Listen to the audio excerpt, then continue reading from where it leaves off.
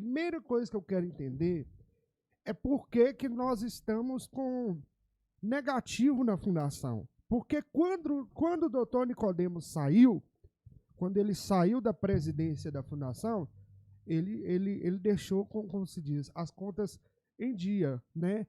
E eu queria entender o que aconteceu, o que ocorreu, que fez com que a fundação começasse a ter esse déficit financeiro. E eu queria também saber qual que é o valor mensal disso aí. Então, Hélio, são vários os motivos, né, pelos quais hoje a gente está passando por dificuldades financeiras. Mas eu elenquei 3 aqui que eu acho que são os principais. O primeiro, a implantação do CTI definitivo. Até mês de abril ou maio, se eu não estiver enganada, o CTI ele era Covid, ele era leito Covid. Então, a gente recebia um valor cheio, uma parcela fixa para manter o CTI funcionando. E essa parcela mensal, né, ela era suficiente, o que a gente recebia para manter, ou seja, a nossa receita, ela era suficiente para custear as despesas do CTI. E a partir do mês de abril, o Ministério da Saúde vem à fundação, né, ele vem ou para tirar ou para aprovar o CTI em definitivo. E aí a gente tem a grande conquista, a maior conquista da saúde de Capelinha, considero eu, nos últimos anos, que é o CTI, ele foi aprovado em definitivo. Só que toda conquista, eu costumo dizer que toda conquista, ela vem acompanhada de desafio. Porque quando o CTI é aprovado em definitivo, muda-se a política de transferência de recursos.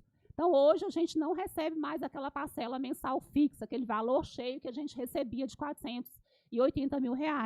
Hoje, a gente recebe por produção. E se a gente tiver 90% dos leitos funcionando, a gente recebe uma parcela de R$150 mil aproximadamente. É o que a gente recebe para manter o CTI funcionando. Quer dizer, se você manter o CTI com 9 pessoas lá no CTI, com 90% de ocupação. 150 mil por mês. Na verdade, nós temos 9 leitos de CTI, eu tenho que ter uma taxa de 90% de ocupação, que daria aí, acho que 8 leitos. Né? Se eu tiver essa taxa de ocupação mensal, eu vou receber um valor de aproximadamente R$150 mil. E qual que é o gasto que vocês têm hoje para manter o CTI por mês? Qual que é o valor? Nós gastamos uma média de R$350 mil para manter o CTI funcionando. Isso é médico e insumos? Isso é médico e insumos. A manutenção de um modo geral. Né?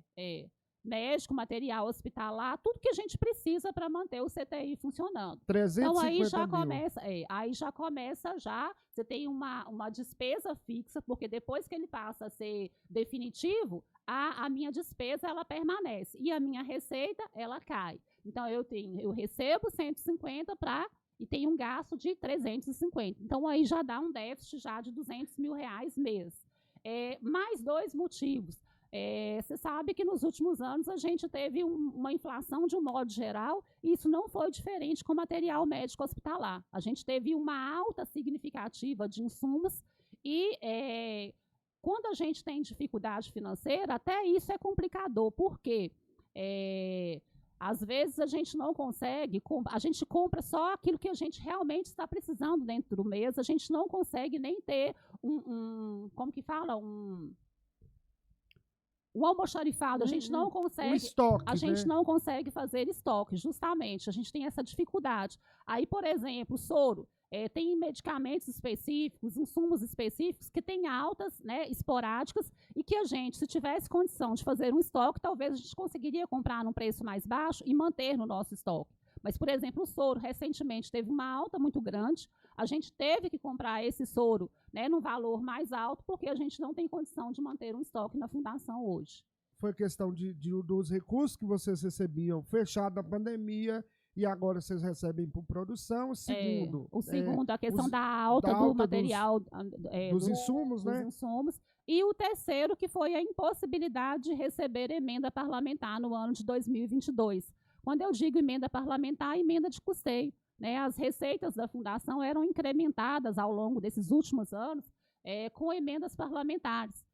Todo mundo sabe da importância do deputado federal Fabinho Ramalho, né, que fez altos investimentos na Fundação Hospitalar nos últimos anos, e no ano de 2022, em específico, por conta da gestão plena e por conta também da mudança de nível, né, a fundação muda de nível 4 para nível 3, a gente fica impossibilitado de receber emenda.